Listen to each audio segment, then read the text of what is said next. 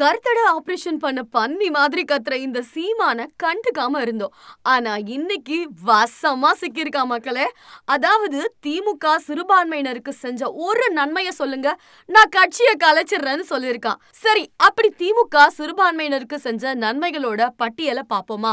1971, அதாவது கலைஞர் முதன்முறையா ஆட்சி அமைச்ச காலத்துல இஸ்லாமிய இளைஞர்களுக்கான IAS IPS தேர்வு மையம் அமைக்கப்பட்டுச்சு. 1973 பிற்படுத்தப்பட்டோருக்கு இருந்த 31% இடஒதுக்கீட்டுல இஸ்லாமியர்களையும் இணைச்சது கலைஞர் தான்.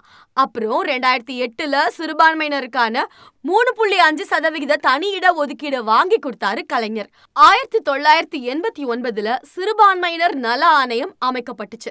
1990ல சமயம் மற்றும் மொழிவாரி சிறுபான்மையினரின் நலன் மேம்பட மேற்கொள்ள வேண்டிய நடவடிக்கையை ஆய்வு செய்ய முன்னாள் சட்டமன்ற உறுப்பினர் அப்துல் ஜாஃபர் தலைமையில 6 பேர் கொண்ட கமிட்டியை அமைச்சாரு கலைஞர். 1998ல பாலிடெக்னிக் படிக்கிற இஸ்லாமிய முதல் தலைமுறை மாணவர்களுக்கு இலவச கல்வி கட்டணம்னு கொண்டு வந்ததும் கலைஞர் தான்.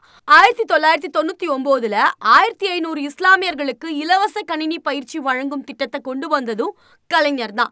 2000ல தமிழ்நாடு உருது அகாடமி உருவாக்குனதும் கலைஞர் தான். 2006ல இஸ்லாமிய கிறிஸ்துவ மாணவிகளை சென்னையிலேயே தங்க வச்சு அவங்களுக்கு இலவசமா உணவு வழங்கி விமான பணிப்பெண் பயிற்சி அளிக்கிற அகாடமியை உருவாக்குனது கலைஞர் தான். 2007ல கணவனை இழந்த இஸ்லாமிய பெண்களோட மறுவாழ்வை உறுதி செய்ய அனைத்து மாவட்ட ஆட்சியாளர்களையும் ஒருங்கிணைச்சு முஸ்லிம் மகளிர் உதவும் சங்கம் அமைச்சது கலைஞர் தான். அதே 2007ல சிறுபான்மையினர் நல இயக்கத்தை ஆரம்பிச்சாரு. அதே வருஷம் சிறுபான்மையினருக்கான தொழில்துறை சார்ந்த தொழில்நுட்பம் சார்ந்த திட்டம் கொண்டு வந்தது கலைஞர் தான். சிறுபான்மையினர் நல இயக்குநரகம் உருவாக்குனதும் கலைஞர் தான். மிலாடி நபிக்கு அரசு விடுமுறைன்னு சொல்லி இஸ்லாமியர்களோட உணவுக்கு மதிப்பளிச்சதும் திமுக தான். அடுத்து 2008 உலாமாக்களுக்கு வழங்கப்பட்ட ஓய்வூதியத்தை 2400 உயர்த்தி கொடுத்தது கலைஞர் தான். அதே 2008ல திருச்சி, திண்டுக்கல், கோயம்புத்தூர், திருநெல்வேலி, வேலூர்னு பல மாவட்டங்கள்ல இருக்கிற 250 மேற்பட்ட கல்லூரியில படிக்கிற இஸ்லாமிய மாணவர்களுக்கான விடுதிய கலைஞர் தான் கட்டி கொடுத்தாரு. 2009ல உலாமாக்கள் நலவாரியம் அமைச்சதும் கலைஞர் தான். 2010ல தமிழ்நாடு சிறுபான்மையின ஆணையத்துக்கான சட்ட அங்கீகாரம் பெறும் திட்டத்தை கொண்டு வந்ததும் கலைஞர் தான். இன்னும் MK ஸ்டாலின் முதலமைச்சர் ஆனதுக்கு அப்புறம் கொஞ்ச நாள்லயே ஹஜ் பயணத்துக்கான மானியம்னு திட்டம் கொண்டு வந்தாரு.